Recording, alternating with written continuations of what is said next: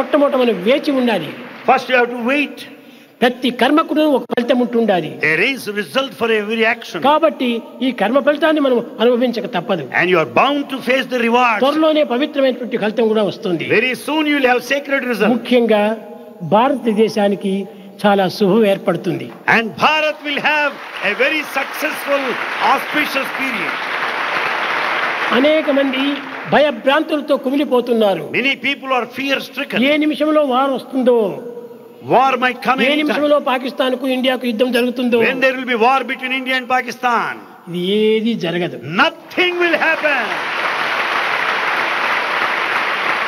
భారతదేశము పవిత్రమైన దేశము ఎప్పటికీ సుక్షేమంగానే ఉంటుంది. Bharat is sacred land and it will continue to be ఏదో చిన్న successful. చిన్నవన్నీ కొన్ని జరుగుతూనే ఉంటుంటాయి. After all, small things may ఒక నలుగురు appear. ఉన్నటువంటి కుటుంబంలోనే లడాయి వేస్తుంటారు. There will be conflict in families. ఇన్ని కోట్ల కొలది ఉన్నటువంటి దేశంలో చిన్న చిన్న లడాయిలు రాకపోదు. Bharat with crores of population, there will కానీ be వారు fighting. అనేటువంటిది లేదు. But there will be no war at all. వారు వీరు అందరు కూడా ఒక ఏకోన్ముఖులైపోయి బ్రదర్స్ మాదిరి జీవిస్తారు. All will stand united ultimately as one family.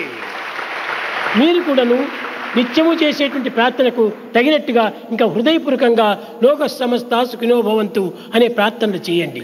In your daily prayers, offer prayers wholeheartedly for the welfare of the entire humanity. ఈ లోక సమస్తాన్ని మనం ఆశించాలి. That the whole world be happy.